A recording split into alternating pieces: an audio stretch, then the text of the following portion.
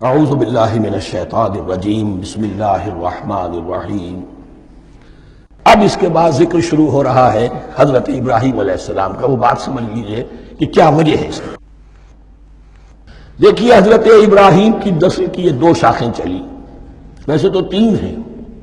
عام طور پر لوگوں کے علم میں ہے کہ دو بیویاں تھیں، حضرت ہاجرہ سے حضرت اسماعیل پیدا ہوئے، بڑے تھے، حضرت سارہ سے حضرت اسحاق، ان کے بیٹے یعقوب، یعقوب کے 12 بیٹے بنی اسرائیل۔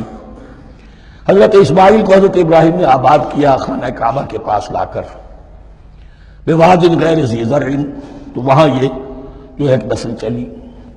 لیکن نبوت جو ہے حضرت ابراہیم کے بعد حضرت اسماعیل کو تو ملی، اس کے بعد مسلسل یوں سمجھیے کہ تقریباً 3000 کا فصل ہے سالوں کا کہ کوئی نبوت اس شاخ میں نہیں آئی۔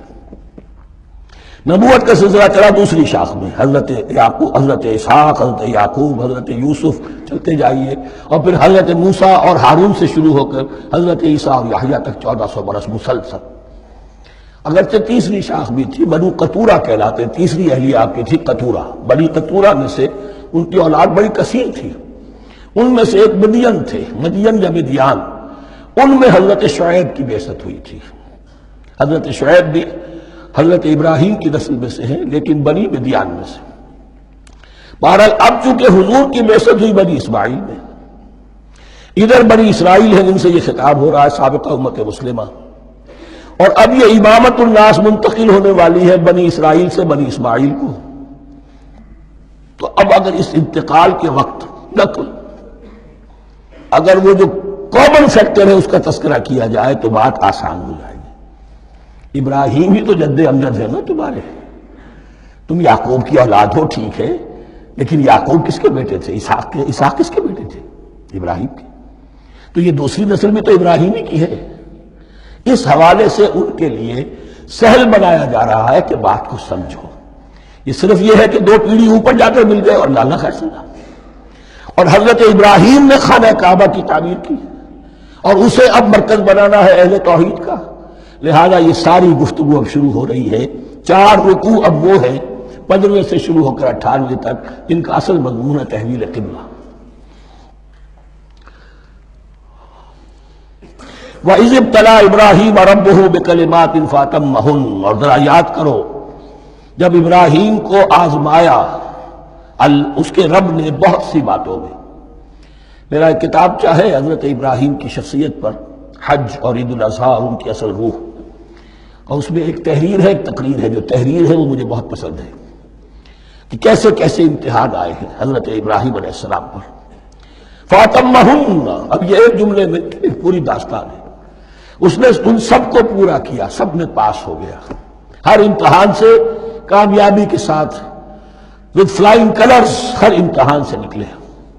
قَالَ إِنِّي جَاعِلُكَ لِلنَّاسِ إِمَامًا، تب ہم نے کہا اے ابراہیم اب میں تمہیں نوع انسانی کا امام بنانے والا ہوں۔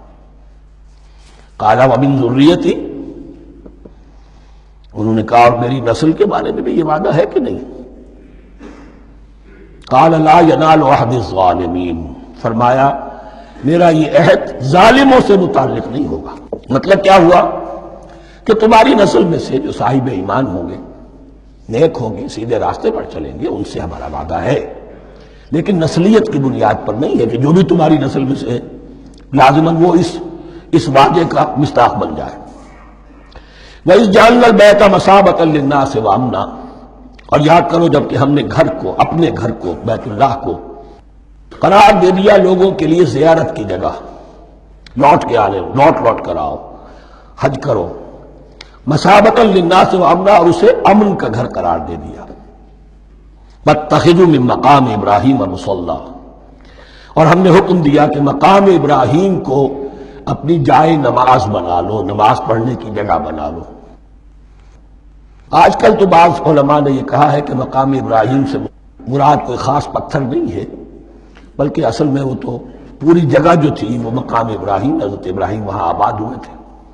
لیکن صحیح بات وہی ہے جو ہمارے سلف سے چلی آ رہی ہے، روایات پختہ ہیں اس کے بارے میں کہ جس طریقے سے حجر اسود جنت سے آیا ہے، ایسے ہی یہ بھی ایک پتھر تھا کہ جو جنت سے لایا گیا حضرت ابراہیم کے لیے جب وہ تعمیر کر رہے تھے، کوئی اور ذرائع تو ابھی تھے ہی نہیں، اس کے اوپر وہ کھڑے ہوتے تھے اور یہ پتھر ہی اونچا ہوتا جاتا تھا خود. اب جیسے جیسے تعمیر اوپر جا رہی ہے تو اس کے لیے یہ پتھر اونچا ہوتا تھا. وہ پتھر ہے جو مقام ابراہیم اب بھی محفوظ ہے. اور وہاں پر پھر طواف کر کے کعبے کا مکمل پھر اس کے آس پاس جو ہے 2 رکعت جو ہے وہ ادا کی جاتی ہے نماز. وَعَهِدْنَا إِلَىٰ إِبْرَاهِيمَ وَإِسْمَاعِيلَ أَن طَهِّرَا بَيْتِيَ لِلطَّائِفِينَ وَالْعَاكِفِينَ وَالرُّكَّعِ السُّجُودِ. اور ہم نے عہد لے لیا تھا ابراہیم اور اسماعیل سے کہ تم دونوں ہمارے اس گھر کو بیتیا میرے اس گھر کو پاک رکھو. اب یہ تطہیر بھی دونوں طرح کی ہوگی، ظاہری صفائی بھی ہو، گند نہ ہو، تاکہ ظاہر آئیں تو ان کے دلوں میں جو کدورت پیدا نہ ہو، کوفت نہ ہو، کھلی فضا ہو، صاف رکھو. اور تطہیر باطنی، وہاں توحید کا چرچا ہو، کوئی اور کفر اور شرک جو ہے وہ نہ آنے پائے. ان طہرا بیتی للطائفین والعاکفین، طواف کرنے والوں کے لیے، اعتکاف کرنے والوں کے لیے، والرکع السجود، اور رکوع اور سجود کرنے والوں کے لیے.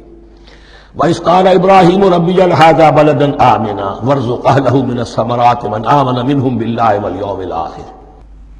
اور یاد کرو جب کہ ابراہیم نے کہا تھا اے میرے پروردگار اس گھر کو امن کی جگہ بنا دے اور اس کے رہنے والوں، اس کے ہاں آباد ہونے والوں کو یعنی بنی اسماعیل کے لیے ان کو رزق عطا فرما، میووں کا اور پھلوں کا. من آمن منہم باللہ والیوم الآخر. اب یہاں حضرت ابراہیم خود رک گئے کہ میں اپنی ساری اولاد کے لیے یہ دعا نہ کروں، اس لیے کہ وہاں روک دیا گیا تھا لا ینال عہد الظالمین. تو جو بھی ان میں سے ایمان اور عمل صالح والے ہوں اور یوم آخر پر ایمان رکھتے ہوں، اجعل هذا البلد آمنا وارزق اهله من الثمرات من آمن منهم باللہ والیوم الآخر. اب یہاں دیکھیے اللہ تعالیٰ نے گویا کہ ہم کہیں گے ازرہ شفقت مسکراتے ہوئے گویا کہ فرمایا کہ ابراہیم قال ومن کفر، تمہاری اولاد میں سے جو کفر کرے گا فأمتعه قلیلا، اس کو بھی میں دنیا کا ساز و سامان تو دوں گا، امامت میں شامل نہیں کر سکتا، لیکن یہ کہ دنیاوی طور پر مال و متاع جو ہے وہ ان کو بھی میں دوں گا. ومن کفر فأمتعه قلیلا ثم اضطره الى عذاب النار، ہاں پھر اسے کشاں کشاں لے آؤں گا جہنم کے عذاب کی طرف. وبئس المصیر، اور وہ بہت ہی بری جگہ ہے لوٹنے کی. وَإِذْ يَرْفَعُ إِبْرَاهِيمُ الْقَوَاعِدَ مِنَ الْبَيْتِ وَإِسْمَاعِيلُ، اور یاد کرو جب کہ ابراہیم اٹھا رہے تھے ہمارے گھر کی بنیادوں کو، اور اسماعیل باپ بیٹا دونوں لگے ہوئے تھے. یہاں لفظ جو قواعد آیا ہے اس کو نوٹ کیجئے، قواعد قاعدے کی جمع ہے اور یہ بنیادوں کو کہا جاتا ہے. اور اس میں اشارہ ہے حضرت ابراہیم اصل معمار اور بانی نہیں ہے کعبے کے. کعبہ بنایا ہے حضرت آدم نے. ان اول بیت وضع للناس للذی بمکہ، پہلا گھر. اب کیسے ممکن تھا حضرت آدم علیہ السلام کے زمانے سے لے کر اور حضرت ابراہیم تک کم و بیش جو ہے 4000 برس ہے. عام اندازہ جو ہے تورات کا اگر آپ لگائیں تو کوئی مسجد نہیں بنی ہوگی کیا؟ یہ پہلا گھر ہے، پہلا وہ گھر خدا کا. تو اس کی بنیادیں رہ گئی تھی، باقی وہ امتداد زمانہ سے، اور چونکہ یہ سیلاب کا راستہ تھا، سیلاب کی وجہ سے وہ سب جو ہے دیواریں بہہ گئی تھی، صرف بنیادیں تھیں. ان بنیادوں کو پھر وَإِذْ بَوَّأْنَا لِإِبْرَاهِيمَ مَكَانَ الْبَيْتِ، یہ سورہ حج میں جا کر مضمون تفصیل سے آئے گا. اب میں آئے گا کہتا ہوں، آ چکا ہے حقیقت کے اعتبار سے، اس لیے کہ یہ ساری مکی صورتیں ہیں جو نازل ہو چکی ہیں سورہ بقرہ سے بہت پہلے. تو جب وہ ان بنیادوں کو اٹھا رہے تھے تو دعائیں مانگ رہے تھے.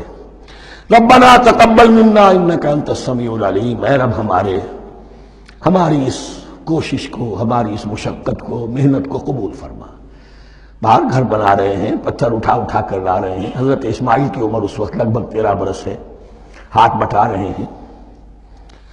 ربنا تقبل منا انک انت السمیع العلیم، اے رب ہماری اس کوشش کو شرف قبول عطا فرما، یقیناً تو سب کچھ سننے والا اور جاننے والا ہے.